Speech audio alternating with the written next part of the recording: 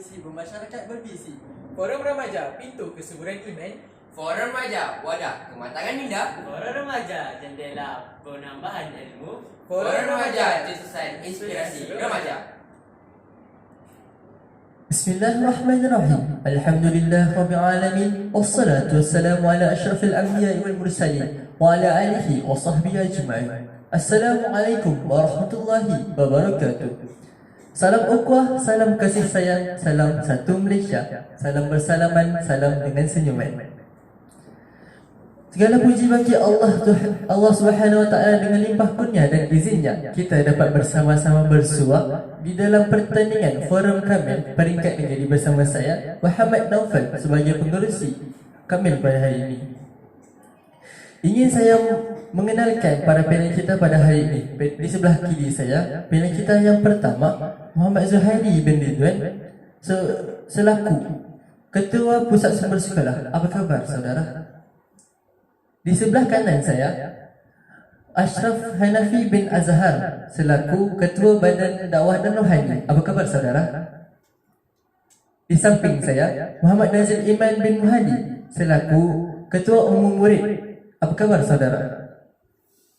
Hadirin hadirat yang dirahmati Allah sekalian, tajuk forum Kamil kita pada hari ini ialah Lemah Iman, Punca dan Penawar. Apakah itu iman? Iman itu berasal daripada kata dasar al-aman yang berarti tiada rasa takut. Pengertian iman dari segi istilah ialah mempercayai Allah Subhanahu Wa Taala dan Rasulnya dengan pengucapan lidah dan meyakini dalam hati tanpa rasa ragu dan syak. Ringkasnya, orang yang beriman ialah orang yang percaya, mengaku dan beriman. Jadi, iman itu perlu ada dalam diri setiap orang Muslim. Oleh itu, saya mempersilakan panel kita yang pertama untuk memberikan hujah tentang apakah itu lemah iman. Dipersilakan. Terima kasih kepada Tuan Pengerusi yang kacak lagi fasih berkata-kata. Terima kasih juga atas soalan yang diutarakan sebentar tadi. Bismillahirrahmanirrahim. Assalamualaikum warahmatullahi wabarakatuh. Alhamdulillah. Sebelum saya menjawab persoalan tadi, izinkan saya untuk menjelaskan apa itu iman dengan lebih dalam lagi. Iman itu adalah satu anugerah yang amat bernilai yang dianugerahkan oleh Allah Subhanahu Wa Taala kepada hamba-Nya yang terpilih. Iman itu wujud apabila seseorang meyakini dan mempercayai bahawa adanya Tuhan, yakni Allah Subhanahu Wa Taala. Selain itu, seseorang juga perlu mempercayai rukun iman yang 6. Seseorang hamba itu amat susah untuk mencapai keimanan yang tinggi kerana iman yang tinggi amat bernilai dan mahal. Manusia mempunyai iman yang sentiasa menaik dan sentiasa menurun, tidak kekal, manakala iman para nabi dan para rasul pula sentiasa meningkat. Iman para malaikat tidak berubah dan tetap. Maka di sini saya ingin menjawab persoalan Tuan Pengerusi, apakah maksud lemah iman? Lemah iman adalah seseorang yang mempunyai aras keimanan yang rendah dalam diri mereka. Ini terjadi akibat daripada kemungkaran yang dilakukan dan perkara yang Allah tidak sukai. Seperti contoh, pada baru-baru ini di media sosial menunjukkan seorang wanita yang telah menghina agama Islam. Wanita tersebut telah mengakui dirinya yang beragama Islam dan telah menghafal 15 juzuk Al-Quran. Dia telah meninggalkan pakaiannya di halayak ramai satu persatu. Ini saya menegaskan bahawa tindakan perempuan tersebut telah menghina agama secara terang-terangan dan tindakan ini amat salah di sisi agama Islam itu sendiri. Oleh itu, saya memberikan mic ini kepada Tuan Pengerusi. Terima kasih kepada panel satu atas hujah yang disampaikan. Sungguh benar hujah yang diletakkan sebentar tadi. Jadi, iman kita tidak semestinya dalam keadaan yang baik. Ada kalanya dia naik dan ada kalanya ia turun, disebabkan dengan lemah iman itu sendiri. Jadi kita teruskan dengan soalan yang kedua kepada panel kita yang kedua. Apakah punca utama lemah iman itu sendiri? Dipersilakan. Terima kasih kepada Tuan Pengerusi Majlis.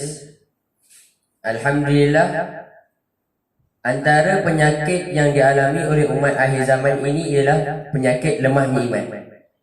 Penyakit lemahnya iman ini berpuncanya daripada perbuatan maksiat kepada Allah Subhanahu Wa Taala. Ini seperti bila mana tubuh badan kita sakit, ia akan melemahkan tubuh badan kita. Begitu juga dengan iman. Apabila kita sakiti ia dengan perbuatan maksiat, maka iman kita akan menjadi lemah. Ianya bertepatan dengan hadis Nabi SAW daripada Abu Hurairah radhiyallahu anhu berkata, Nabi Muhammad SAW bersabda, tidak sempurna iman seorang penzina dikala ia sedang berzina, dan tidak sempurna iman seorang pencuri dikala ia sedang mencuri, dan tidak sempurna iman seorang pemabuk dikala ia sedang meminum khamar, sedangkan pintu taubat sudah terbuka sesudah itu. Hadis riwayat Imam Muslim. Hadirin hadirat, akhir sekali, antara punca lemah iman yang lain ialah sentiasa kerap bersama dengan orang-orang yang berbuat maksiat kepada Allah Subhanahu Wa Taala.